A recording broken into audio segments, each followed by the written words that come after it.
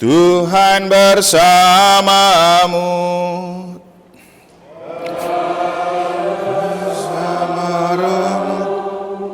Inilah Injil suci menurut Markus. Dimuliakanlah Tuhan. Sekali peristiwa, Roh memimpin Yesus ke padang gurun. Di padang gurun itu, selama 40 hari Yesus dicobai oleh iblis. Ia tinggal bersama dengan binatang-binatang liar dan malaikat-malaikat melayani dia. Sesudah Yohanes Pembaptis ditangkap, datanglah Yesus ke Galilea memberitakan Injil Allah. Katanya, saatnya telah genap, kerajaan Allah sudah dekat. Bertobatlah dan percayalah kepada Injil.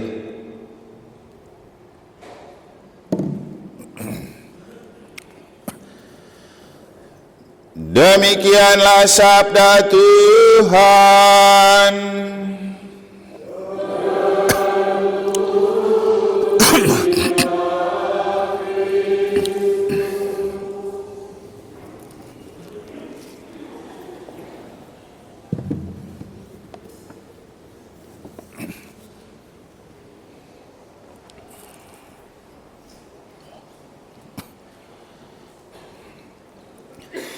Apakah perlu kita memasuki masa 40 hari padang gurun? Dan di manakah padang gurun yang nyata dalam hidup kita? Para suster, Bapak Ibu, saudara-saudari, adik-adik dan anak-anak sekalian yang saya kasihi dalam Tuhan. Kita tidak perlu mencari untuk pergi ke padang gurun, dan kita tidak perlu mencari 40 hari khusus untuk kita memformat diri menjadi lebih baik. Karena sebenarnya dunia kita adalah padang gurun, dan kita tidak punya dibatasi oleh 40 hari untuk dicobai, karena setiap hari kita pasti dicobai. Injil berbicara tentang Yesus yang dicobai iblis di padang gurun selama 40 hari menurut penginjil Markus yang kita dengar. Kalau kita mendengar versi penginjil Lukas, maka kita akan dengan lebih detail lagi menemukan jenis-jenis pencobaan yang dihadapkan kepada Yesus untuk dia diformat menjadi seorang pribadi tangguh, menjadi anak Allah yang menyerukan pertobatan, mewartakan Injil dan kerajaan Allah. Kalau kita mengamati dan meneliti dengan seksama, maka pencobaan Yesus di padang gurun bukanlah kehendak Yesus. Itu adalah kehendak Allah. Dan karena itu adalah kehendak Allah, maka Allah sudah menyiapkan strategi khusus untuk membuat Yesus menang dalam pencobaan itu. Dalam Injil Markus yang telah kita dengar diceritakan bahwa Yesus dituntun oleh Roh dibawa ke padang gurun. Dan karena dituntun oleh Roh, ia juga sudah dibentengi oleh malaikat-malaikat Allah menghadapi apapun bentuk gempuran iblis di padang gurun. Iblis itu tidak hanya selalu dalam bentuk setan atau wajah seperti pocong, mungkin juga seperti mak lampir. Tapi iblis itu adalah situasi dan kondisi yang membuat kita terbelenggu, tercekam, merasa menderita, dan karena itu iblis juga bisa muncul dalam pengalaman hidup kesepian, kegalauan, dan apapun yang membuat kita tidak betah dengan kehidupan kita sendiri. Kalau dalam cerita penginjil Lukas, iblis itu muncul dalam 3 bentuk gaya hidup: kekuasaan, kemewahan, keangkuhan, yang disimbolkan dengan pertanyaan, kalau engkau betul anak Allah, rubahlah batu jadi roti. Engkau kan anak Allah, jatuhkanlah dirimu, kan ada malaikat yang akan menopang engkau. Jadi itu keangkuhan dan kesombongan. Dan yang ketiga itu kekuasaan. Itu ada keindahan terbesar di dunia. Kalau engkau menyembah aku, kata iblis kepada Yesus, nanti aku berikan kepadamu semua itu kemewahan-kemewahan dunia. Jadi itu tiga hal yang mewakili dan mencerminkan seperti apa iblis itu nampak dalam hidup kita. Tapi Bapak Ibu, saudara-saudari dan para suster, sebenarnya iblis itu tidak ada di sekitar kita. Iblis itu ada di hati kita, yang oleh kitab Kejadian dilukiskan dengan perasaan yang menggerogoti hati Hawa saat seolah-olah Hawa itu dicobai oleh ular. Jadi kalau dalam ilmu eksegesi namanya, penafsiran kitab suci, ketika ular datang mencoba dan menggodai Adam, Hawa, dia bilang apa?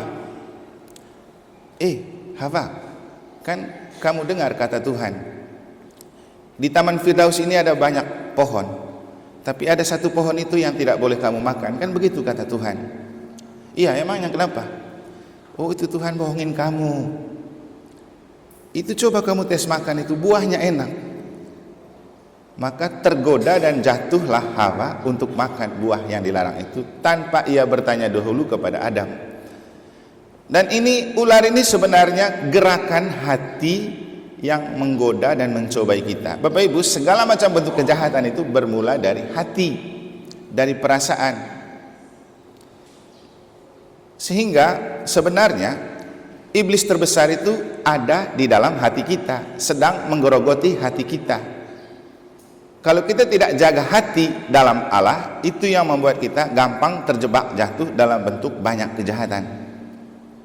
Jangankan bicara kejahatan-kejahatan besar, pikiran negatif, kata-kata yang negatif, dan tingkah laku yang negatif itu tidak muncul dari luar, kan kita yang membuat itu terjadi. Dan kenapa kita berbicara kasar? Kenapa kita bicara tidak sopan? Kenapa kita bicara jelek? Itu karena desakan yang muncul dari dalam hati. Makanya paling penting itu adalah menelusuri padang gurun hati. Karena perasaan-perasaan yang menjiwai diri kita adalah padang gurun luas yang tidak dibatasi oleh waktu 40 hari. Pasti kita selalu mengalami gejolak-gejolak batin, kan? Perasaan cemas, gelisah, takut, tidak tenang. Dan itu tidak perlu iblis untuk membuat kita tidak tenang. Perasaan kita sendiri bisa membuat kita tidak tenang. Kalau malam-malam kita tidak bisa tidur, bolak-balik, tidak nyenyak, gelisah, itu bukan karena ada iblis yang sedang menunggu kita di pintu, tapi itu karena perasaan kita yang memang lagi gelisah dan tidak tenang. Kemudian kita mengasosiasikan seolah-olah sedang ada iblis yang mau mengganggu kita, padahal tidak ada. Apalagi kalau ditambah dengan ada anjing menggonggong lagi, lengkap sudah itu penafsiran. Oh, ini pasti ada iblis, atau ada leak, atau ada orang yang mencobai saya. Tapi sebenarnya itu cuma permainan-permainan perasaan kita saja, karena hati tidak tenang. Maka Bapak Ibu Saudara-saudari, bagaimana menciptakan hati yang tenang?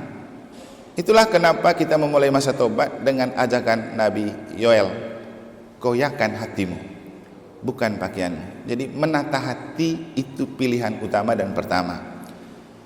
Bagaimana kita menjaga hati? Itulah kenapa kita dianugerahi rahmat sakramen baptis. Kita dibaptis dalam nama Bapa, Putra dan Roh Kudus, supaya kekuatan Allah Tritunggal menghuni hati, menjiwai diri kita, sehingga Allah Tritunggal itu bisa menjadi benteng yang kokoh dan kuat kita menghadapi apapun bentuk gejolak-gejolak padang gurun. Selain kekuatan sakramen baptis, kita juga dikirim malaikat pelindung, malaikat agung, Santo Santa pelindung. Itulah serdadu-serdadu yang dikirim Allah untuk menjaga dan menguatkan kita supaya kita tidak kalah dalam apapun bentuk pertempuran melawan iblis. Saya bicara tentang rahmat sakramen baptis supaya kita memahami arti dari apa yang disampaikan oleh Santo Petrus dalam bacaan kedua, ketika dia berbicara bahwa tidak akan ada lagi musibah seperti yang ditimpakan pada zaman air bah. Maka saya bilang tidak akan ada lagi itu akhir zaman, dan tidak akan ada lagi musibah besar seperti yang terjadi pada zaman air bah. Toh Tuhan sudah berjanji tidak akan mengadakan lagi itu pada bacaan pertama. Kalau tidak salah ingat dulu waktu tahun 2012 atau 2022, kita diselimuti oleh pembicaraan tentang dunia kiamat. Banyak sekali orang yang bertanya waktu itu, apakah ada dunia kiamat, Romo? Ya, tidak ada dunia kiamat. Yang ada adalah hari kiamat. Tahu nggak perbedaan antara dunia kiamat dan hari kiamat? Kalau dunia kiamat itu dunia ini musnah, tapi kalau hari kiamat itu dalam dunia ada 365 hari. Kiamat itu terjadi kepada setiap orang, kan? Setiap hari ada yang mati, kan? Jadi itu dunia kiamat tidak ada, hari kiamat pasti ada. Tapi kita tidak perlu takut dengan itu. Karena apa? Kiamat itu kan soal pengalihan hidup dari dunia kepada hidup yang lain. Dan kalau kita percaya kepada Allah, malah pikir lebih baik cepat-cepat mati, kan? Biar cepat aman hidup ini. Di dunia kan banyak sekali situasi dan kondisi padang gurun. Kalau kita mati, tersenyum kita punya tubuh, berbaring lemas, tidak berbaring kaku. Kita hanya siap menjemput kebahagiaan abadi kalau kita percaya kepada Allah. Jadi Bapak Ibu Saudara-saudari, penting untuk kita memaknai ulang rahmat sakramen baptis yang kita terima. Itu kita disematkan dengan kekuatan Bapa, Putra dan Roh Kudus. Robertus Basirun, aku membaptis engkau dalam nama Bapa, Putra dan Roh Kudus dengan tetesan air. Itu adalah saat di mana kekuatan Allah diberikan kepada kita. Pakai kekuatan Allah Tritunggal itu untuk menghadapi apapun bentuk tantangan, cobaan dan perang melawan iblis. Bapak Ibu, iblis bisa muncul dari dua sisi, dari luar dan terutama dari dalam. Jadi kondisi yang ada dari luar bisa muncul sebagai iblis, tapi yang paling utama adalah gejolak batin yang muncul dari dalam. Tapi apapun bentuk iblis, mau dari dalam atau dari luar, cara kita menghadapi adalah pakai kekuatan Allah Tritunggal yang sudah dianugerahkan kepada kita dalam sakramen baptis. Sudah itu pakai itu malaikat-malaikat pelindung kita. Kalau ada yang mungkin sering berdoa kepada malaikat pelindung, pasti menemukan di sana. Saya sendiri setiap pagi dan malam memakai doa itu. Apa yang paling penting dari yang dilukiskan dalam doa itu? Malaikat pelindung membantu untuk mengarahkan jalan kita. Kalau dia lihat ada hal yang menghadang dan mungkin mencelakakan kita di depan, dia akan membelokkan kita ke arah yang lain. Kalau sudah berhadapan muka sama sekali, dia akan membantu menguatkan kita. Nanti cek itu di doa malaikat pelindung. Itulah yang menghindarkan kita dari berbagai macam bentuk hal-hal yang mungkin tidak kita inginkan. Belum lagi malaikat Mikael. Malaikat Mikael itu tentara untuk melawan iblis dan apapun bentuk kekuatan-kekuatan jahat, leaklah dan macam-macam itu.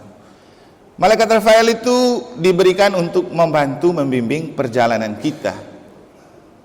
Bukan berarti tidak celaka, tapi meminimalisir kecelakaan karena ada malaikat Rafael. Malaikat Gabriel itu dia yang menghibur di kala kita tercekam, kesepian, galau, karena dia bertugas untuk membawa kabar gembira. Nah, Bapak Ibu, dulu saya bilang, untuk apa penting kita berdoa Angelus setiap 6 jam? Karena kesibukan, rutinitas dan apapun bentuk aktivitas di dunia seringkali membuat kita tidak gembira dan bahagia. Tapi begitu lonceng Angelus teng, itu mengingatkan jangan lupa bahagia, jangan lupa bergembira. Karena di situ kita berdoa, Maria menerima kabar gembira dari malaikat Tuhan.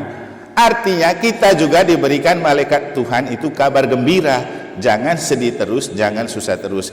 Makanya Bapak Ibu, jangan sampai lupa doa Angelus, itu sinyal untuk mengingatkan kita jangan lupa gembira, jangan lupa bahagia. Dan dalam Injil hari ini kita menemukan Yesus memenangi pertempuran di padang gurun selama 40 hari justru karena ia dijiwai oleh Roh Allah dan dibentengi oleh malaikat-malaikat Allah. Jadi kalau kita dijiwai oleh Roh Allah dan dibentengi dan dituntun oleh malaikat-malaikat Allah, apapun jenis cobaan dan godaan dunia pasti kita kalahkan. Yang terpenting hidup menurut jalan yang ditunjukkan oleh Tuhan. Saya rasa itulah yang disampaikan oleh referen Mazmur tadi. Bagaimana itu referen Mazmur tadi? Coba lihat. Segala jalanmu ya Tuhan adalah kasih setia dan kebenaran. Tinggal kita pilih, kita mau pilih jalan yang mana? Jalan kita atau jalan Tuhan? Kata Nabi Yeremia, Tuhan bilang apa? Jalanku bukan jalanmu, jalanmu bukan jalanku, rancanganku bukan rancanganmu. Artinya Bapak Ibu, kita punya banyak pilihan dalam menjalani hidup, tapi apakah kita memilih jalan yang dirancangkan oleh Tuhan? Ini yang jadi persoalan, karena seringkali kita memilih jalan yang salah menurut keinginan, kemauan, dan kehendak kita.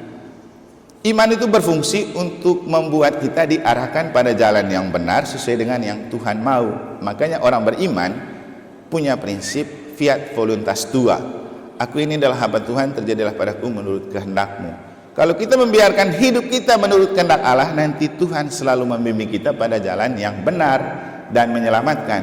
Kita terperosok di kehidupan yang salah dan rusak, itu karena kita salah memilih jalan. Apalagi ketika kita memilih jalan, kita lupa Roh Kudus, kita lupa malaikat Tuhan. Semoga kita tetap berjalan di jalan Tuhan, karena itulah yang membuat kita selalu dimenangkan oleh Tuhan dalam setiap pertempuran, masa-masa dan situasi-situasi padang gurun hidup kita di dunia ini. Semoga Tuhan memberkati.